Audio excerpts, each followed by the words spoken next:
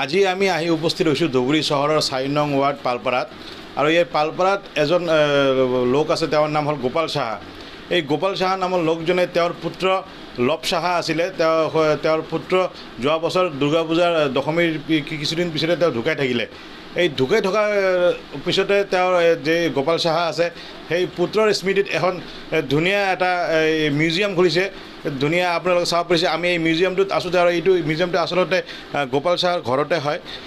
তেওঁৰ যি পুত্ৰ আছে এই পুত্ৰৰ এখন বেনাৰটো চাব পাৰিছে। এইজন হ'ল তেওঁৰ পুত্ৰ আছিলে। যোৱা বেলি দুৰ্গা পূজা দশমীৰ পিছতে তেওঁ ঢুকাইছিলে আৰু তেওঁৰ স্মৃতিতে এইটো এই মিউজিয়াম এটা তেওঁ বনাইছে। এই মিউজিয়ামত আচলতে ক'ব লাগিব যে এই মিউজিয়ামটোত দেশ বিদেশৰ বিভিন্ন ধৰণৰ মুদ্ৰা টকা আদিম যুগৰ পৰা এতিয়ালৈকে যিখিনি টকা মুদ্ৰা আছে সকলোখিনি মুদ্ৰা টকা তেওঁ ইয়াতে সংগ্ৰহালয় হিচাপে বনাইছে আৰু ইয়াতে আচলতে এক যি অকল ভাৰতে নহয় বা ওচৰে পাজৰে নহয় বহুকেইখন দেশৰ ইয়াতে টকা মুদ্ৰা ইয়াতে ৰাখিছে আৰু সংগ্ৰহালয় বনাইছে তেওঁৰ পুত্ৰৰ স্মৃতিত।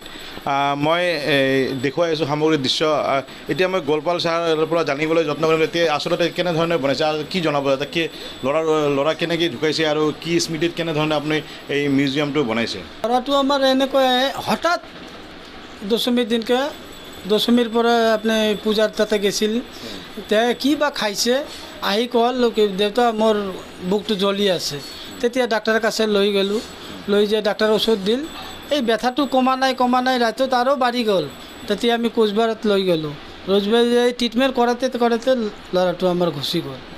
বয়স কিমান আছিলে তেতিয়া? বয়স 23 বছৰ আছিল। 2000 চনত তাৰ জন্ম হৈছিল। ইয়াৰ তাৰ স্মৃতিতে তাৰ মেমতে মিউজিয়ামটো বনাইছে। হ্যাঁ, তাৰ পইচাবিলাক আছিল, কিছু বেংকত আছিল, কিছু আমাৰ তাতেও আছিল, কিছু জমাইছিলোঁ। তাৰ পইচাটো আমি খৰচা কৰি এইটো একটা ব্যৱস্থা কৰিছোঁ।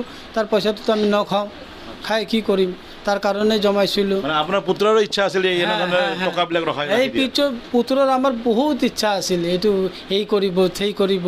এই চাইকেলো ষ্টেণ্ড কৰি আছিল। চাইকেল ষ্টেণ্ড যিমান কৰি আছিল না কি ক'ব, খাৰাই আপোনাৰ চাইকেলে চলি আছিল। ইয়াৰ মানে কি চখ আছিল বহুত বড়। আচ্ছা, এতিয়া মিউজিয়ামটোত আপোনাৰ কোন দেশৰ কি মুদ্ৰা আছে অলপ জনাই দিব নেকি? পৃথিৱীৰ সকলোৱে মুদ্ৰা পাব। যিমান 196টা দেশ আছে 196টা দেশেৰে মুদ্ৰা আপুনি পাব। দেখবাৰ পাব। আমাৰ ইণ্ডিয়াতে ভাৰতে যিমান তাৰিখৰ পৰা পইচা ওলাইছে সব পইচাই ইয়াতে পাব। ইয়াৰ বাইছ কেতিয়াৰ পৰা বনাইছে, কেতিয়া লোকে বনাইছে, সব পইচা এতিয়া আহিলে দেখবাৰ পাব। আহোম ৰজাসকলৰ মুদ্ৰা অসম ৰাজাৰতো ফাৰ্ষ্ট মুদ্ৰা সেটাও দেখবাৰ পাব। অসম ৰাজাৰ দেখবাৰ পাব ইতিহাস। আপনি মোগল ৰাজাৰ ইতিহাস দেখবাৰ পাব। যেটা পর্তুগালের ইতিহাস, এই পর্তুগালের ইতিহাসটো চাবার পাব আপনি এতে। সব ইতিহাসটাই আপনি এতে চাবার। ভারতবর্ষের যিমান ওলাইছে যত আগে যেটা পয়সা ছাপানোর আগে হর রাজা আপনি নিজের স্টেপল রাখিছিল। দেউতার টোকনও পাব আপনি। যিমান টোকন ওলাইছে আজ পর্যন্ত ভারতে সব টোকনও পাব তাতে দেখবার।